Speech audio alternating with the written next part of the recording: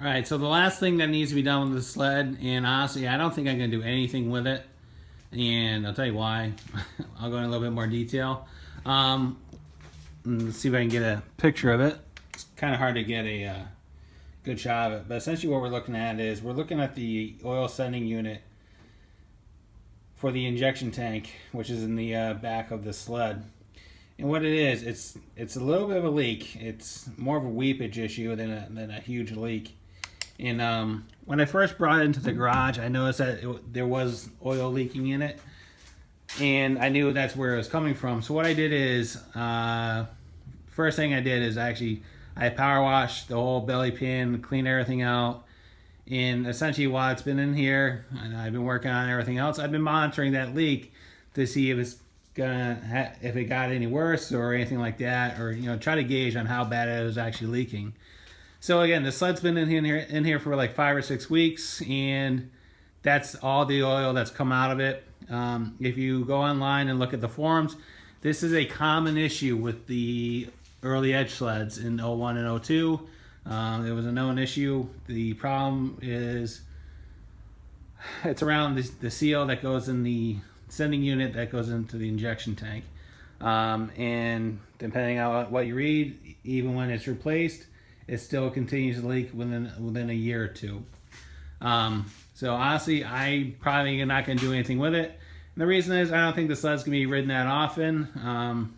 But just to give a little bit more explanation on why I'm not going to do this is, this tank is essentially, it's one giant assembly. It's the airbox and the oil injection tank is one piece. And when this sled was made, this tank was essentially the first thing that went into during the manufacturing. Everything else is built around it.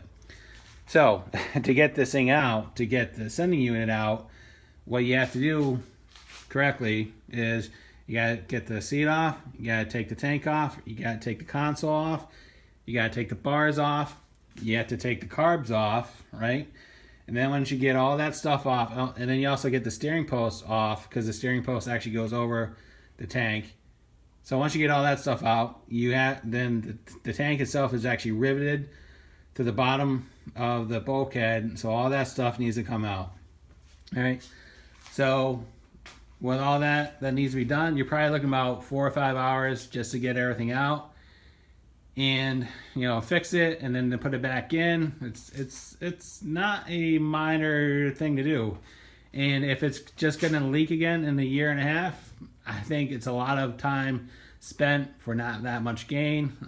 Again, I don't think this sled is going to be used that often, but we'll see. So I'm going to talk to the owner and say, hey, let's just keep an eye on this. This is what it is, and this is why we're not going to do it, and we'll just keep an eyeball on it. If it gets any worse, we'll deal with it. But hey, this sled is 15 years old. If that's the worst it's going to get after 15 years, it's not that big of a deal. Again, we'll just keep an eye on it. So this is, I think this is pretty much going to be the last update on the sled, right? Because it's been here for about 5 or 6 weeks. It came in here in the first or second week of August when I went on vacation. I think it's progressed pretty well considering how it started off. Again, this was a $500 sled. All in, I think we're around $500 in parts. I'm not charging him for labor because he's a mechanic, and basically we're gonna swap labor.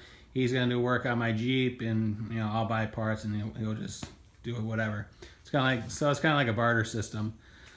So again, we're in it for about $500 in parts. We did the recoil, we changed the water pump belt, we rebuilt the suspension, bogies, the bearings in the bogies, we rebuilt the shocks. The shocks, that's where the bulk of it came out.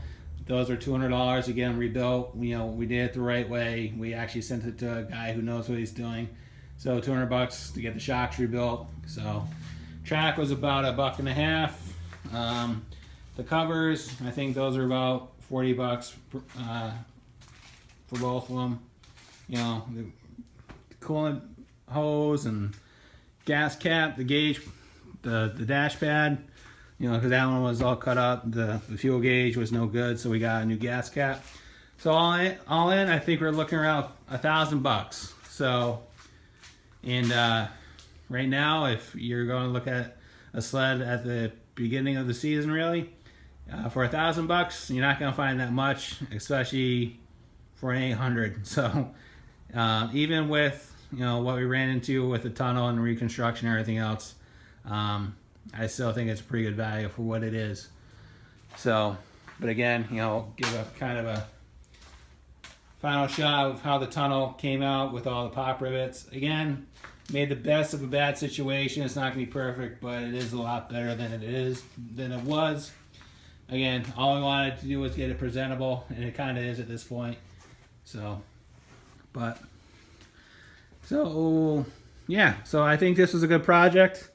So a lot of interesting stuff came up on it. So a good learning experience for me and for hopefully everybody that's watching on the channel. But with that being said, it'll be good to get this thing out of here because, you know, I need to get my sled up in the trailer, start working on that, to get that ready for the season. Because if you guys remember, that sled is going to start serving another role this season. Because I am buying something newer. I'm not buying anything brand new, but I am buying a newer sled. Probably the week of Thanksgiving. So about 6 or 7 weeks I'll be picking something up. I've been saving up all year. So I'm waiting for a little bit more inventory to come on the market before I make a final purchase. Before I make a purchase. So there'll be more details on what's going to be showing up in the garage in probably about 6 to 8 weeks. So stay tuned. So with that being said, if you guys haven't subscribed, please go ahead and click on subscribe. Also click on the bell to receive any updates on this channel and this sled. Who knows, it may come up again. We'll try to get some footage of it during the season. So as always, thanks for watching. If you have any questions, concerns, comments, anything like that, go ahead and leave them in the comments box. And always, have a great day. Wrap on.